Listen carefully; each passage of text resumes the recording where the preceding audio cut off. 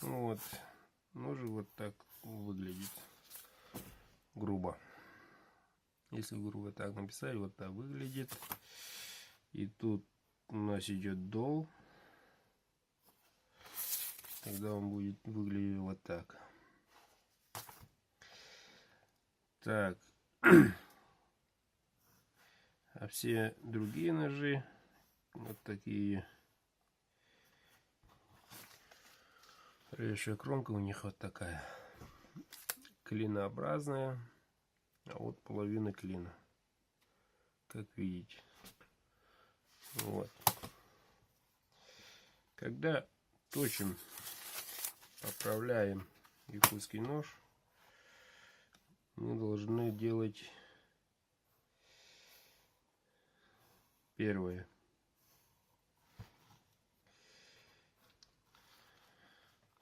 Вот с тыльной стороны,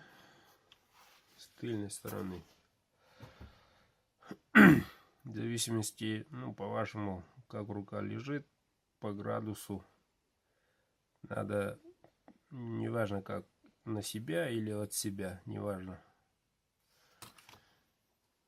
3-4 раза. То есть с этой стороны 1, 2, 3, 4. Таким образом. Тыльной стороны. Вот. И один раз с этой стороны. Там, где дол. Поправляете. Переворачиваете и один раз. Вот так. Таким образом. Если у нас он затупился, не знаю, вот так пошел. Режущая кромка. Или наоборот, после, если будем 4 раза с этой стороны, с тыльной стороны, что режущая кромка, так пойдет, то если так, в конечном результате один раз там, где обувь, там, где дол, извиняюсь, с этой стороны, то мы получаем чуть-чуть вот такой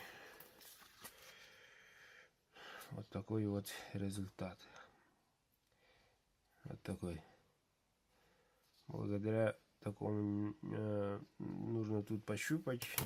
Сразу почувствуете, что тут кромки режущие выводятся сразу. Последний раз с этой стороны, если делаете, подводите, тут почувствуете, уже некоторые выходят. Бывает так, что режущая кромка просто садится. При таком ситуации, если соблюдать такие меры, то с этой стороны поправляется, а с той стороны, там где дол, конкретно уже нож будет стоять. Ну, у нас охотники, все охотники во время разделки все спешат, так что быстренько берете ножик другой и свой ножик держите. Вот так. Тут прямая, как видите, тут прямая. Не здесь, а вот с этой стороны, там где прямой. Поправляете и с этой стороны один раз. И с этой стороны один раз. И в результате получаете режущий кромку. Алмаз, не алмаз, бриллиант, не бриллиант.